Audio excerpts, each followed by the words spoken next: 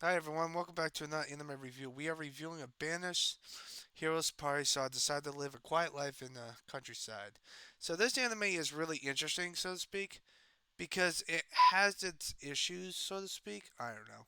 But our main character gets banished because the mage of the mage of the heroes party is a jackass and he thinks that he's tough shit. But then he decides to go batshit crazy and you can tell by his eyes and drawing of how his face is fucked up. So he gets pissed off because even though the guy's banished from the heroes party, his sister is the hero, so she has to make sure that she's safe.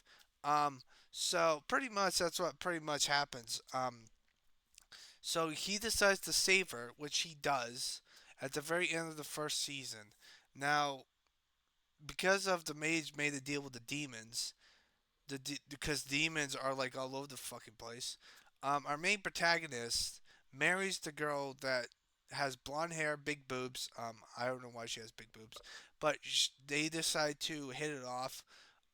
They love each other. That they actually like sleep in bed together, which is kind of interesting. But they met before, and she already had a crush on her, but she didn't know if he was dating anyone because there was an elf lady there, and she thought that he and she were a thing. But she knew, but the elf lady let her know that she and him are not dating. So they decide to get married at the very end. The blonde chick and the main character get married by the end of the second season. I'll get into the second season later. His sister, still the hero, lives with them in the second season, alongside with the thief who is really stealthy and stuff, and every other character pops in here and there. So that's pretty much the same point. The second season where a new hero comes into play and he doesn't know what the fuck he's doing. So that's the main stick of that thing. He has his issues, but the second season is pretty much focused on the new hero because his sister's hero blessing is nullified because she has a new skill that says the truth, and now she can suppress the hero blessing. Which, if you have the hero blessing, it means that you don't feel any emotions. You think that all skills and stuff.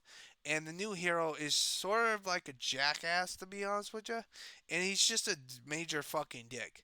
Um, However, he does have a little fairy who falls in love with him, and so to speak. So it's kind of like ways in the here and there.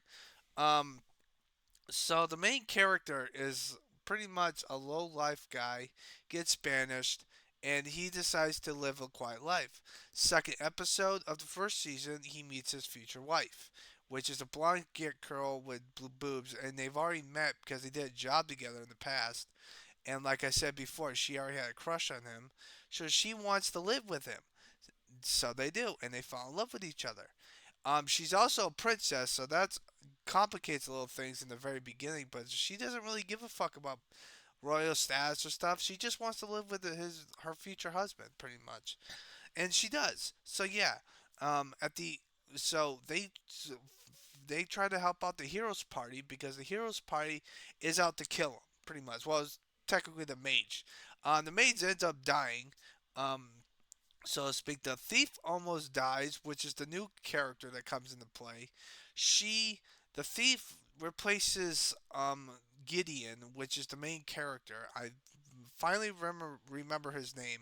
Gideon. She's a thief, and she gets up slice and dice from the hero because the hero has a sword that makes her lose all consciousness of who she is, and she decides to do that. It's just a blessing. It's pretty fucked up, but she ends up getting saved, and and the thief friend, the sister and the thief friend, decide to live with Gideon and his new wife, so that way they can live happy ever after. And that's where the second season comes into play, where there's a new hero who acts like a total fucking stuck up jackass, and he wants to, instead of trying to help out people, he thinks that his goal is to kill the previous hero, which is fucking stupid. Like, what the fuck how the fuck do you get into that concept, you stupid fuck?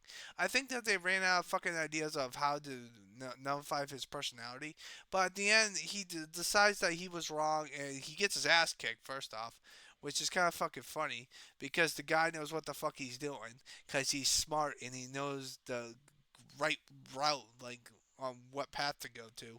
So that's it. His little fairy friend, they kicked the shit out of her.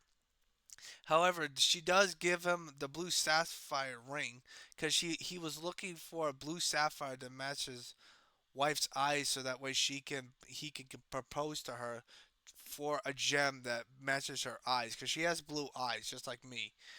She's really beautiful. She's also a princess, like I said before, but she is really good. She's kind of like the relaxing thing. But this anime gets an 8 out of 10 for me. I think the problem with this is the fact that I think it's too laid back sometimes. And you know that if it's too laid back and stuff happens, like it's like stuff's gonna shit hits gonna hit the fan because of reasons. And that's the main reason why I think this anime has its issues. Like if you know shit's gonna hit the fan, why the hell are you living a quiet life when it's not fucking quiet enough? Like it's baffles the fuck out of me. I don't understand its logic, but I'm giving this an 8 out of 10. I thought comedy relief was good, the action was good, everything was good to some extent, but the main concept of it, of trying to live a quiet life, you're not living a quiet life. It's always fucking rage inducing and fucking ridiculous, crazy shit happens with the hero's party because you want to live a quiet life, but that's not going to happen because of the fact that it's not quiet life because everything else is like hitting the fucking town that you're trying to protect, and you're not doing a very good job at it. Like everyone tries, like for example, there are people that get sucked up in drugs and stuff, and they go ape shit and killing other people, random people for no fucking reason. Like it's like what the fuck. Like that's the whole problem with it. And demons are trying to help save humanity, but they're not trying to save humanity. It's just complex. But I think that the only reason why I'm giving this like a 7, no, I'm giving this an 8 is because the comedy, the action, and the fucking pacing is pretty notch on. I told you that the last anime that I reviewed, which is Fair and Beyond Ends, the pacing was more fast paced in the middle, but in the very beginning it was slow pace, and that's the main gist of that anime. But this is just a good pacing anime from both seasons. Like it has its moments where it's slow and to the point, but when they have to show action, they do it right, I think. And that's why I'm giving this an 8 out of 10. What are you guys' thoughts on this anime? Do you think it deserves to get a third season? If it does, it should be good to go. I don't know if it's gonna get a third season, but I think it deserves a third season. What are you guys' thoughts on this anime? And I hope you guys have a nice positive day. And always stay positive, bitches. I haven't said that in a long ass fucking time.